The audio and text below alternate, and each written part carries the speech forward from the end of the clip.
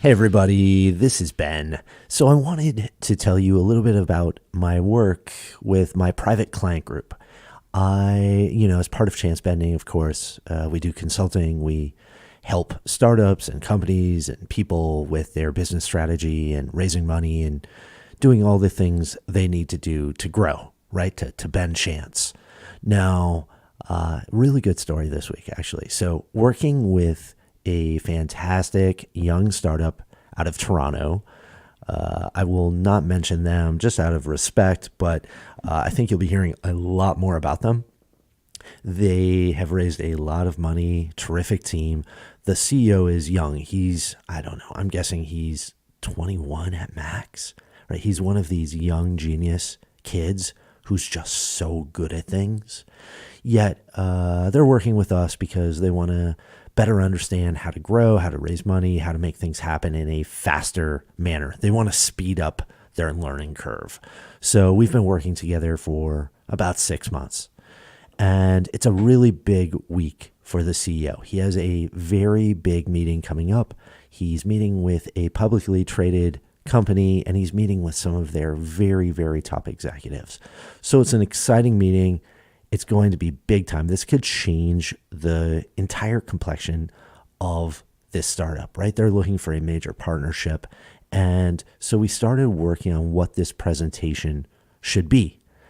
What should this young CEO say to this publicly traded company in order to get them interested in working together and potentially even more down the line, right?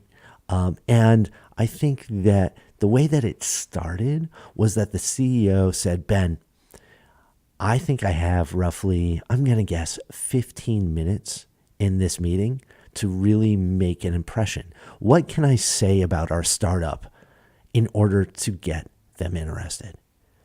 And my response to him was, it's not going to be anything we say about our startup that's going to make a difference.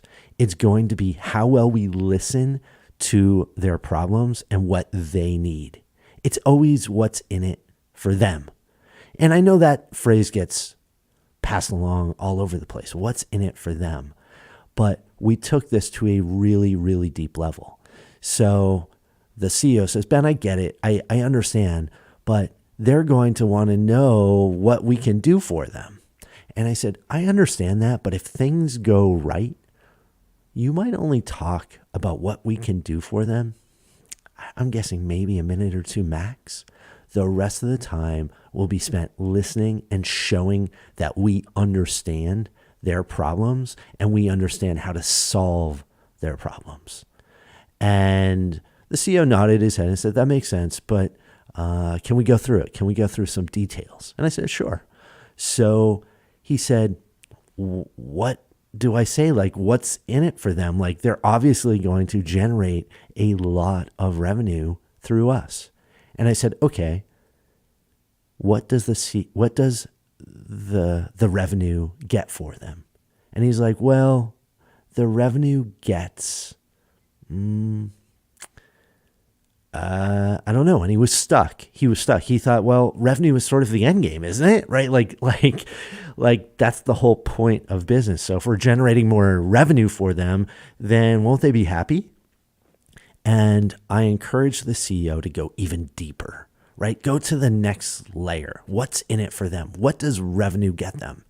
And he thought for a while and he sort of had an idea. And I said, well, does it help them with their competition? And he's like, oh yeah, of course. Like it would allow them to get into an entire new line of business against their competitors. Okay, I was like, that's great. And what does that get them?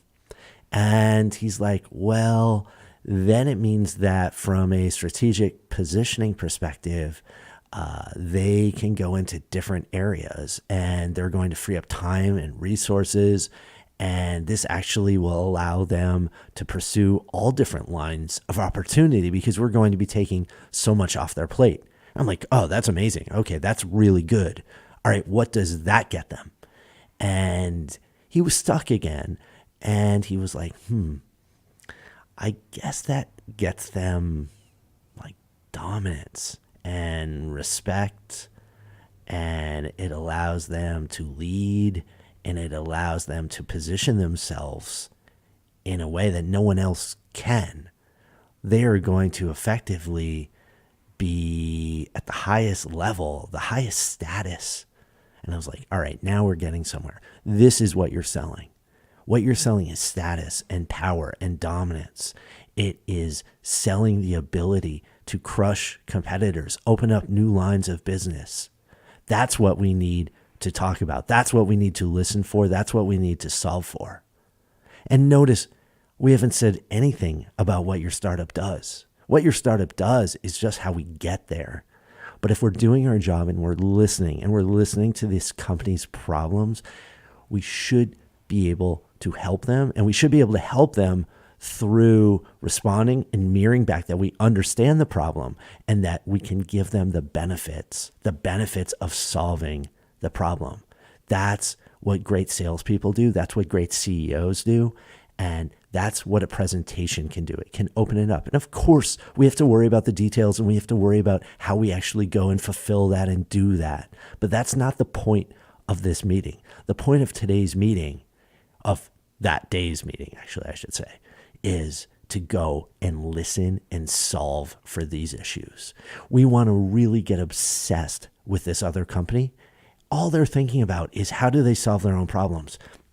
It has nothing to do with what your cool startup does. And so many startups get confused because they're used to this idea of being evaluated. Most of the time, young startup CEOs, they think that creating a startup is about proving that your idea is smart or that somehow you've created something that no one else has ever done or is the best in the world. All of these crazy ideas that have nothing to do with business. What everything has to do with is solving your customers' problems and helping people.